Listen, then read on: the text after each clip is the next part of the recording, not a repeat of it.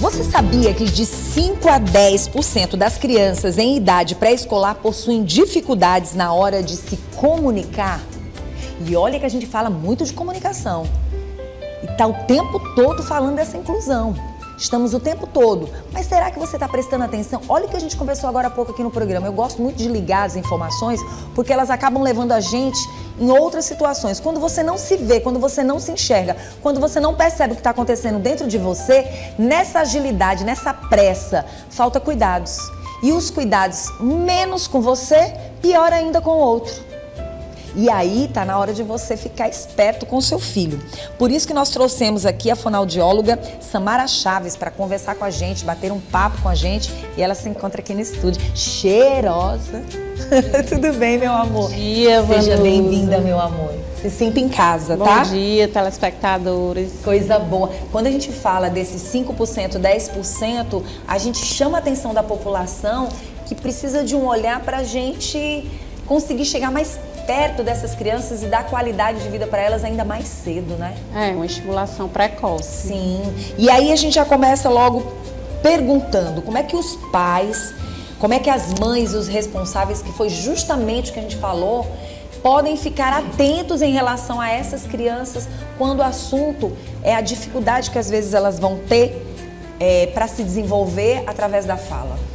Bom, a gente já começa a perceber, né? Eu oriento sempre as mães, aos cuidadores, né? Principalmente ficar, quando é bebê que não tem o contato visual, observar se eles não têm uma comunicação, uma interação comunicativa, né? Se ele tem o contato visual, se ele já identifica através do som a voz da mãe, né? Começa a observar que isso também é uma forma de se comunicar. Isso daí já é um sinal de atraso, se a criança não tem um contato visual com a mãe ou com a cuidadora, né? Se ela já não começa a balbuciar, emitir alguns sons, depois na progressão começar a apontar, já é um atraso. É muito importante de falar sobre isso porque existem também aquelas mães que não querem aceitar que isso esteja acontecendo com seu próprio filho. E aí o tempo vai passando, muitas vezes uma avó percebe, às vezes uma amiga percebe, mas às vezes a pessoa não percebe ou se percebe não quer acreditar. Isso pode acontecer também, né? Sim, acontece muito também quando são mães de primeira viagem, Sim. né? Que às vezes elas acham que está no desenvolvimento normal, né?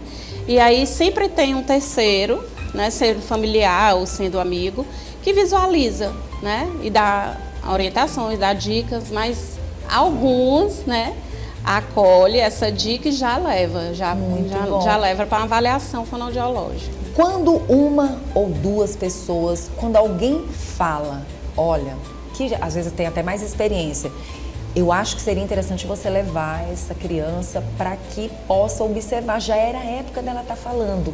Às vezes acontece isso.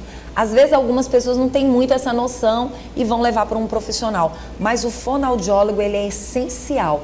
A partir de que momento?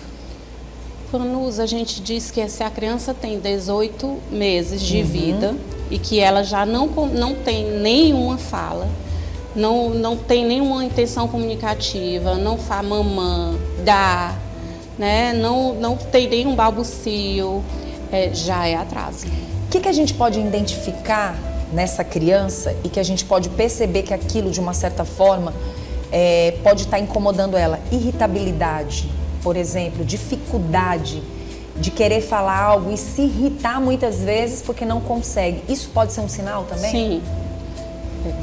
E tem que se fazer uma avaliação, visualizar se não tem um comprometimento auditivo, se não tem um comprometimento, né, motor oral da fala, que relaciona a apraxia da fala na infância, né, e também outras situações, né, freno lingual curto, que também hoje em dia já faz, ao nascer, já faz o teste da linguinha, né, que é para justamente prevenir algumas alterações fonêmicas e fonológicas durante o processo de aquisição da fala. No caso, qual seria o papel fundamental deste fonoaudiólogo para assumir esse papel nessa infância, né?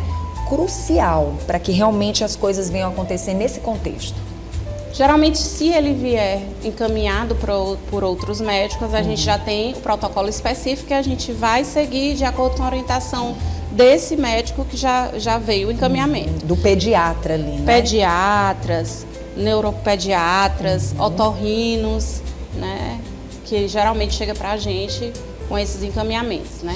E como é que acontece esse apoio? Quando você percebe que essa criança tem dificuldade, quando ela não consegue desenvolver essa fala, obviamente vai atrapalhar nas demais situações, né, desse desenvolvimento dela. Sim. No início a gente cria um vínculo, Sim. né, afetivo com a criança, que é no brincar. A gente já vai avaliando com relação aos protocolos específicos, né, de fala, seja ele de linguagem. E nessa questão do brincar, a gente já avalia e intervém. Orienta a família também para que tenha momentos, né? A gente chama, a criança que não consegue o brincar funcional, ela tem um atraso de linguagem. E o atraso de linguagem, consequentemente, atraso de fala. Você falou de intervir, né, de uma maneira precoce, de uma certa forma, para ajudar não só os familiares, mas principalmente essa criança. Hoje em dia, no mundo que nós estamos vivendo com tanta informação, ainda se atrasa muito esse cuidado? Muito.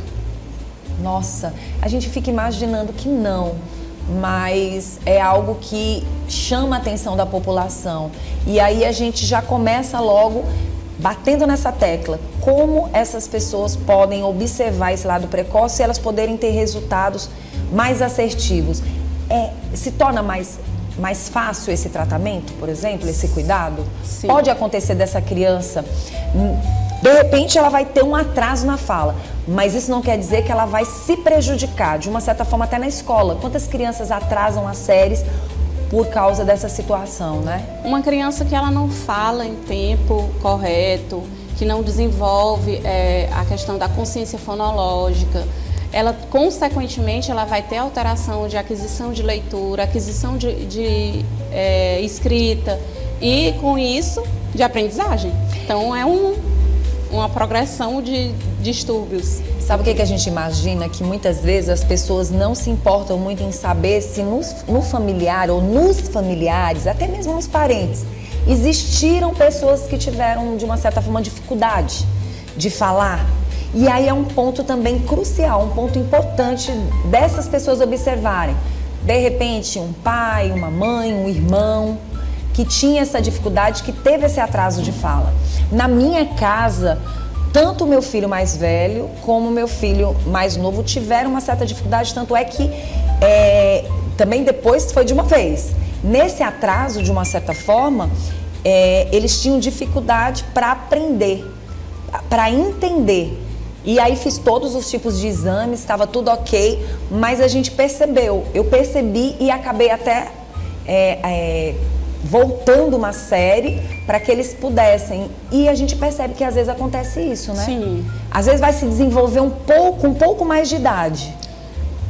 Na prática, nos consultórios, a maioria são do sexo masculino, né? E assim, falando popularmente, com referências familiares, grande parte, quando a gente vai falar, diz assim, não, mas o pai dele demorou a falar, né? O tio demorou a falar. Mas assim, a gente não tinha esse olhar antigamente, né? Há poucos anos atrás não tinha esse olhar. Hoje, qualquer alteração de atraso de fala já se encaminha para um fonoaudiólogo. E às vezes você não quer observar, né? Você não quer observar os familiares, você não quer dar uma olhadinha para ver de fato o que acontecia.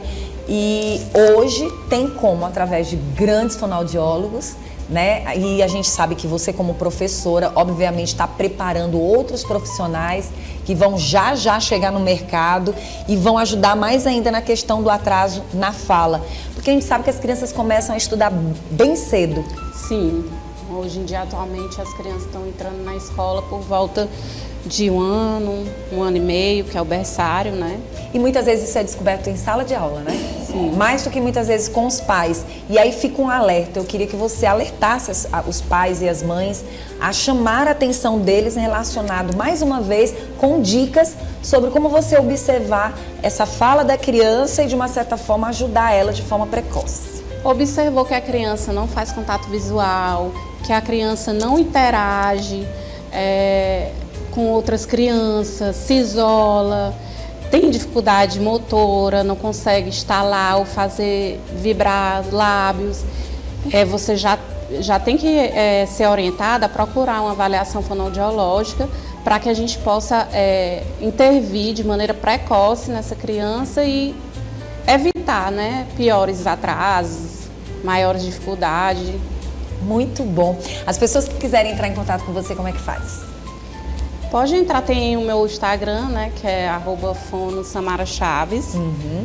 E aí também tem meu telefone celular, que é 869-9800-0696. Pronto, e as pessoas que quiserem entrar em contato com ela, fiquem à vontade. É sempre muito bom de trazer profissionais assim, para a gente passar essas boas informações e chegar de forma precoce na vida dessas mamães. Você falou de mamãe de primeira viagem, é de verdade. Às vezes, essa mamãe de primeira viagem, ela não quer acreditar que isso está acontecendo com o filho dela. Agora, teve uma coisa que você me chamou a atenção. Por que isso acontece mais em meninos? Tem um porquê?